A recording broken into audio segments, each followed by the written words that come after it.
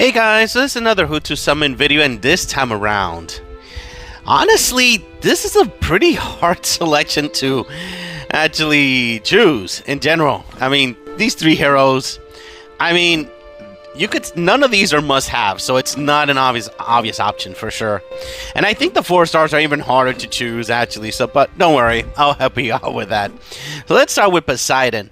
Poseidon, when he was released, I saw some crazy stuff with him destroying red teams and things like that. But though, do take into account that all that happens with his +5. So any hero that forces me to have his +5 to be able to do amazing, crazy things, I can't really push people too much to get it, because in this game it's really difficult to get heroes at +5. So yeah, very powerful, but very difficult to get this level.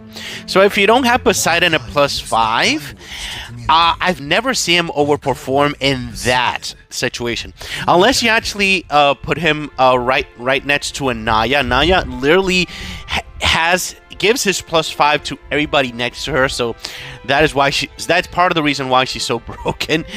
But he really needs that ability to actually overperform in general, like to be able to not lower his life and all that good stuff to actually survive, because he does have the potential to attack all on his own and destroy a red team in that situation. But recently, I haven't been really noticing him overperform as he used to be, and I think the main reason why is, let me show you. It's because we already have two very powerful heroes that can beat red teams on their own, and it doesn't matter in which setup they are. Well, you can't use them on their own, but in any any blue team, you can actually use them to destroy them, and that's Nightingale. Nightingale is a monster destroying red teams, and Vincent, it's an absolute annihilator, destroying red teams with Gillian, to the point that a lot of high-level players that I've been seen playing and things like that have stopped using Gillian altogether because of this plague of a hero destroying all the red teams in the world. So when Poseidon was released, he was really good at destroying red teams, but 2 heroes already have been released that they have been naturally better at destroying red teams in that case. However, if you do already have him at +5, you're gonna use him. He's amazing. His counterattack in versus certain heroes that do a lot of multiple hits still does a very nice amount of counterattack damage, especially if you leave him at level 20 all the time. He is really powerful on the attack and things like that. But I haven't seen a Poseidon overperform that is now +5, so that is sad, because he's a very cool hero. Look at this stuff. He's a really cool hero. So yeah, in that situation, if you want to use him like bad, you have to get him at +1. That's the very last. That's the bare minimum to use him. But I've never heard anybody actually like the hero at +1. I haven't found the first person, because he has to survive the onslaught. And to survive the onslaught, he has to have his +5 or a powerful Naya that can actually give him that ability there in that situation. So yeah, that's the sad story of Poseidon. But if you have +5, congratulations, pretty freaking powerful. Maria, when Maria was released, I was not happy with her at all. However, this gal got buffed, and if you ignore her and she goes off enough in a fight, you're gonna notice your team gonna go down in life really quickly. So that is going to be, yeah. In general, Maria is a pain. But it's not a pain that ends the game, if I can explain myself. Because the thing is that since all of the damage that she does, extra damage she does, is shared with pretty much the entire team, you usually are not going to see one of your heroes die because of Maria. She's going to help them go down, but it's not going to kill them right off the bat. So when you notice that, you're going to have a chance, the enemy's going to have, when she does that, the enemy is going to have a chance to recuperate and fix a problem and kill Maria as soon as possible. And that is the downside of Maria, in my opinion, because she's going to do damage to everyone, but it gets to a point that the enemy is able to recuperate and actually kill her as soon as possible. And most of the people that use Maria use her weapon, and honestly, I don't think she needs a shield weapon. She needs to go off, man. She needs to go off every single time, because if he doesn't go off, she's useless. She has to go off in that situation. So probably in a hero, in a team that actually has heroes that give her energy, like Naya. Oh my God, Naya's everywhere, man. Like Naya, like Alia with her weapon awakened, and things like that. Things that actually give her mana and mana weapon as well. That's gonna make her perform a lot better in that case.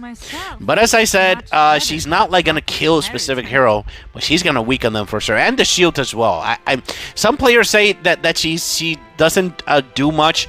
I've seen her do a lot, especially a very powerful Maria that's upgraded and weapons and all and stats and all the good stuff. She does a nice amount of damage, but she's not an ender.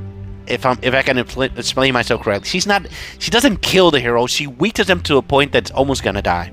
So that's the downside of Maria still in this case.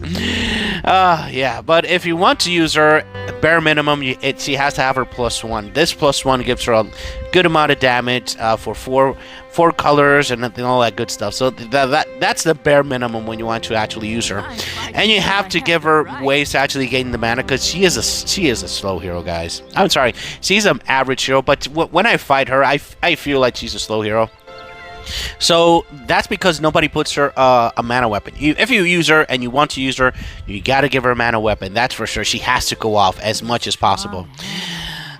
Yeah. Every single time I see shield weapons on her, and that's why I feel that she's a slow hero, and I always kill her. So that's why that situation. So, last but certainly not least, Konohana. Unlike the other heroes, I think Konohana has a really nice potential, and this is probably one of the most underestimated heroes I've ever seen in an entire freaking time that I've been playing this. I've never seen so many negative comments, and that is, you could say that is normal, because it's a hero that doesn't kill enemies specifically. She's a healer, she's a cleanser, and but more than anything, she's a buffer. So that's the thing that I really like about her in that situation. If you decide to get Konohana, you have to get her +1. Her +1 has so much potential, it's not even funny. I'm still testing that out. But the thing is that I have to wait for her banner to disappear, so I can actually test her versus bosses, Valor bosses, Titans, and all that good stuff, everything, intruder bosses, because I think that she's gonna be used for a very long time, specifically for that, to raise the skill damage for every single other hero in your team, because she's not gonna get the buff because she doesn't actually do skill damage, but the other heroes do. And especially if you have a Paul on your team, you're always going to get that buff. You're always going to get that buff.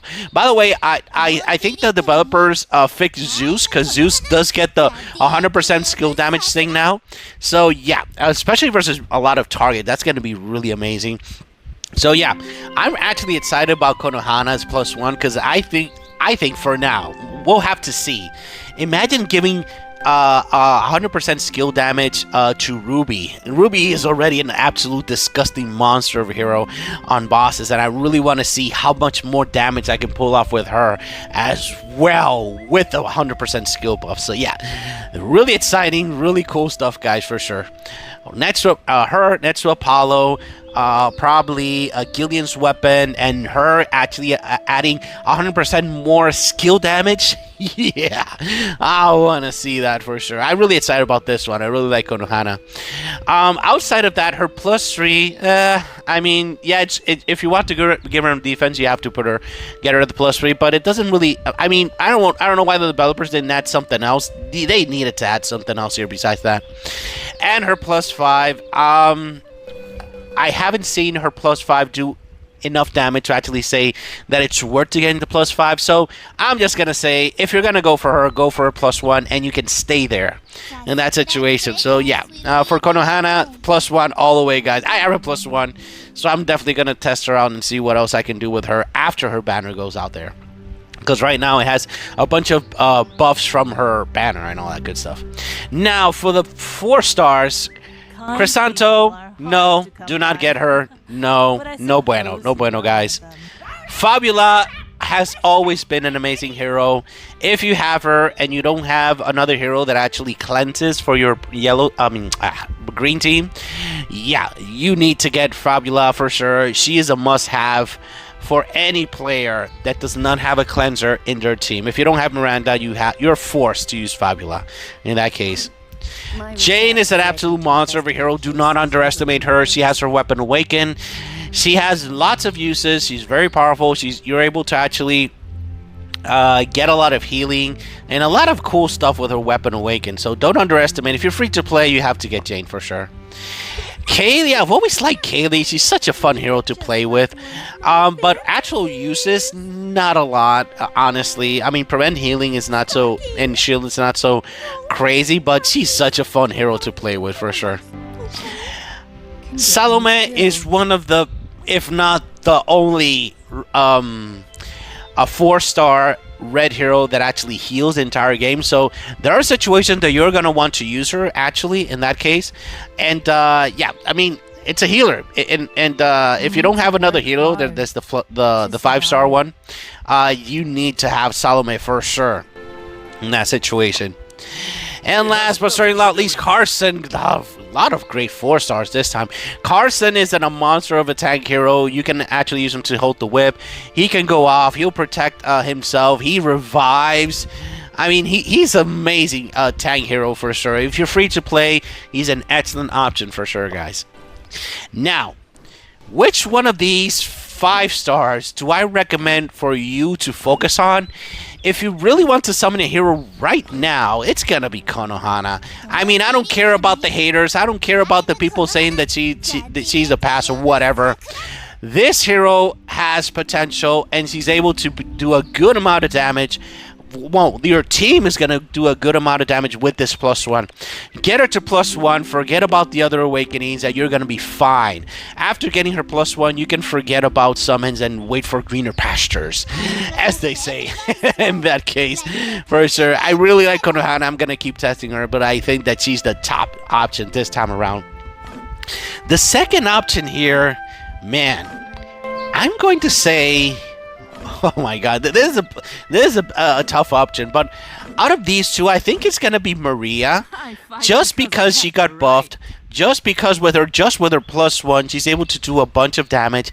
The second option, I think, is definitely gonna be Maria in this case for sure. If you really want to summon this time around, remember none of these 5-stars are must-have heroes, so you can actually choose to not summon any of these. But Maria is definitely gonna be the second option here. She has the potential to do a lot of damage to the enemy as long as she goes off. And your enemies start activating things like that, they're gonna get a lot of damage in that situation.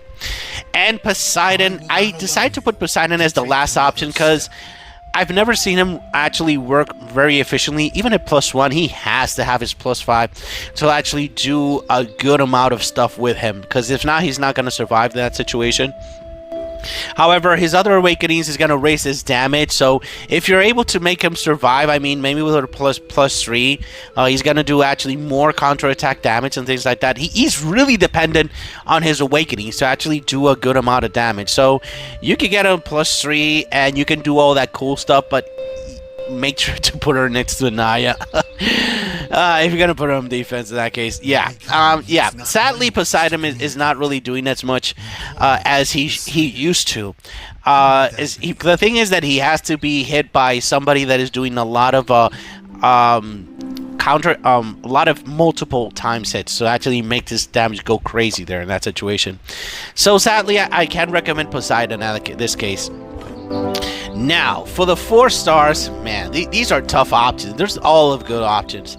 But I would say the #1 option is Fabula, because, I mean, if you don't have a cleanser, Fabula is going to be, like, the main user there in that situation. If you don't have enough cleansers, Fabula is going to be in your second and your third green team and things. If your green is your main color, he's probably going to be in your second and your third team, guaranteed. Because when you're playing green, you need to have a cleanser, especially if you're fighting against Elmis, to be able to survive a bunch of things that he's doing. So yeah, for sure, guys, for sure. Option number 2, I would say Jane with her Weapon Awakening +3. Yeah, Jane is an absolute monster. Be able to put her on attack, on defense versus enemies that actually do a bunch of multi-hit damage. She's going to be very useful in that case. And finally, I think it's Carson, the last option here. He's really powerful tank for a free-to-play player. Very cool hero to have for sure. So as I said before, guys, you are able to decide to skip all these heroes because none of these heroes are must-haves. So you can wait for the new heroes to be actually offered in this case. The only hero that I like is Konohana for sure. This +1 has a lot of potential, but there's other heroes out there that we can definitely summon better. So you can, this time, you can decide to skip in this these 3 heroes for now. For now, guys, for now. Alright guys, that's pretty much it. If you have any questions, family concerns, please leave it in the comments and we'll talk about it. Alright, thank you very much for watching guys. Have a great day. Bye-bye.